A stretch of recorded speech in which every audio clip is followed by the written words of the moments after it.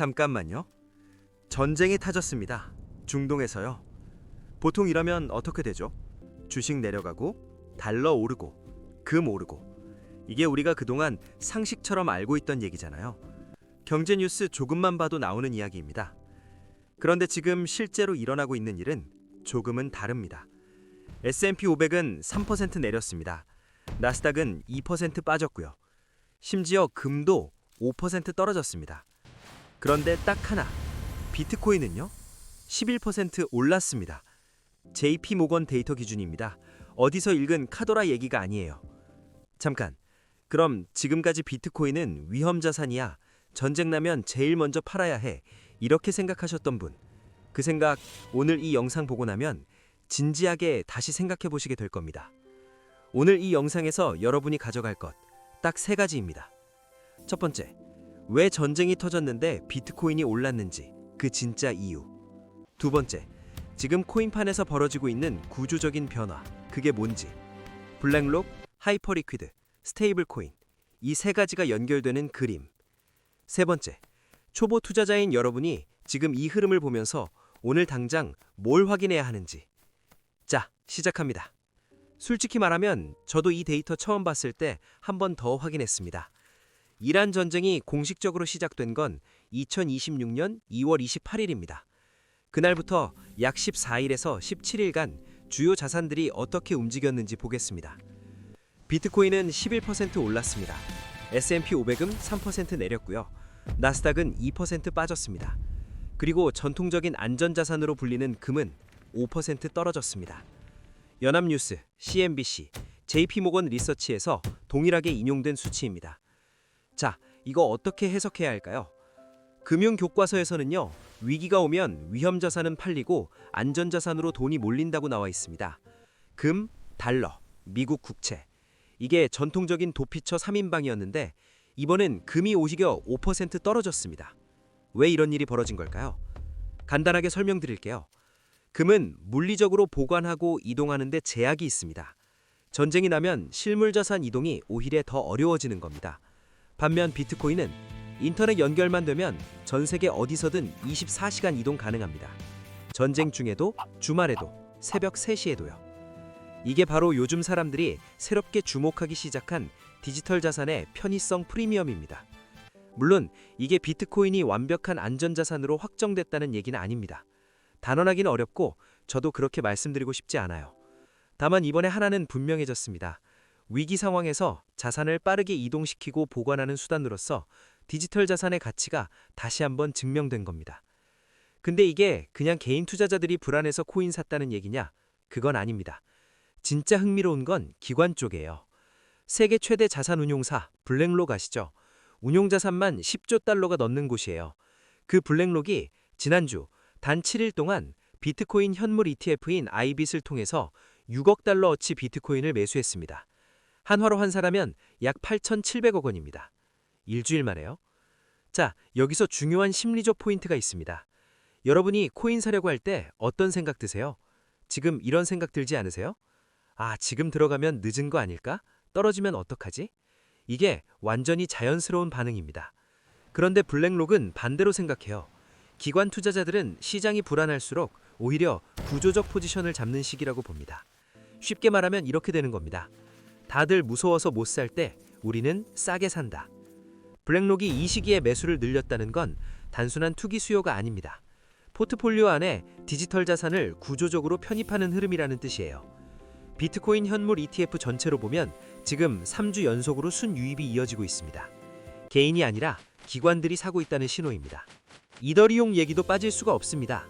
2026년 3월 12일 블랙록이 나스닥에 새로운 상품을 출시했습니다. 이름은 ETHB, iShares 스테이킹 이더리움 트러스트 ETF입니다. 기존 이더리움 ETF랑 뭐가 다른 거냐고요?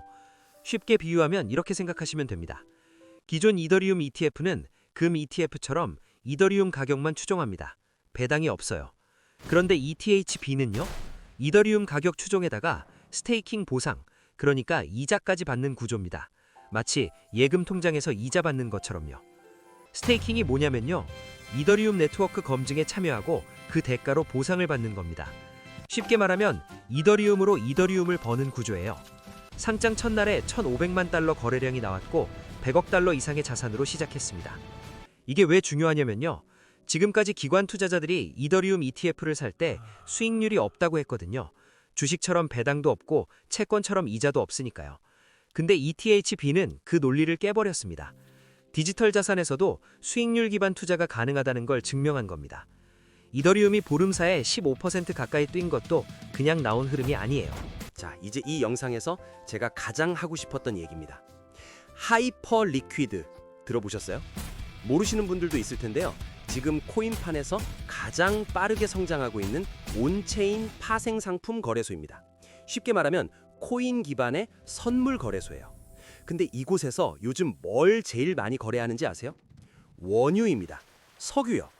하이퍼 리퀴드에서 원유 연동 선물의 하루 거래량이 16억에서 20억 달러까지 올라왔습니다. 비트코인 다음으로 가장 큰 시장이 된 겁니다. 근데 이게 왜 놀랍냐고요? 전통 금융에서 원유 선물을 거래하려면 전문 선물 계좌가 필요합니다. 증거금 기준도 까다롭고 거래 가능 시간도 정해져 있어요. 주말엔 거래 자체가 불가능하고요. 그런데 하이퍼 리퀴드는 다릅니다. 크립토 지갑만 있으면 됩니다. 증거금도 USDC, 결제도 USDC예요. 24시간 주말에도 이란에서 폭격이 날아오는 그 순간에도 거래 가능합니다.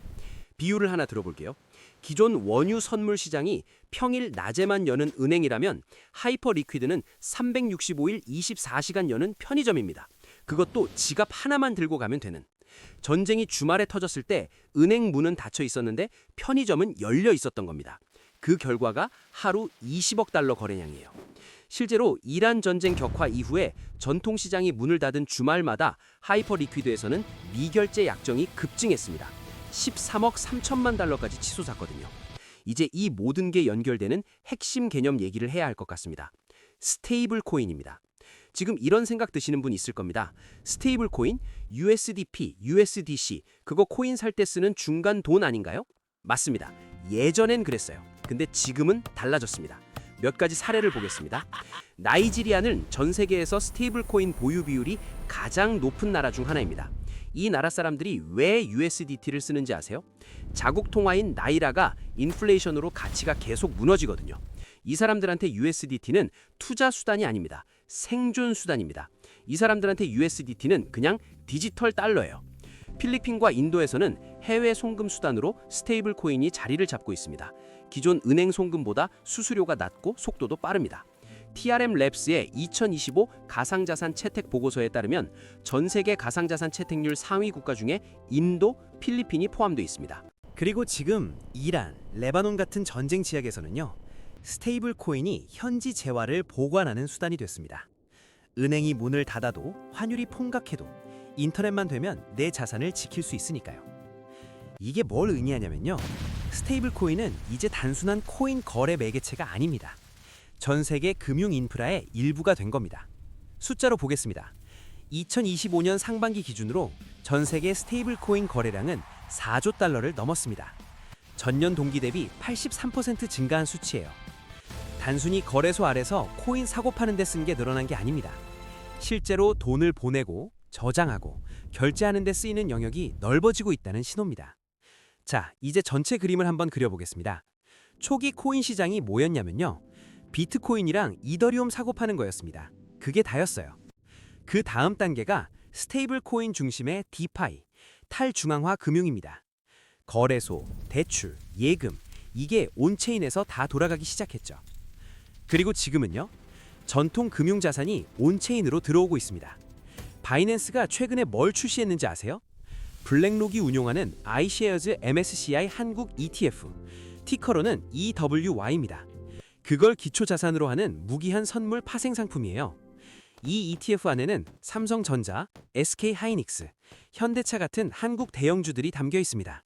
그걸 이제 코인 거래소에서 레버리지 최대 10배로 거래하는 겁니다. 결제는 USDT로요. 어떻습니까? 그림이 좀 보이시나요?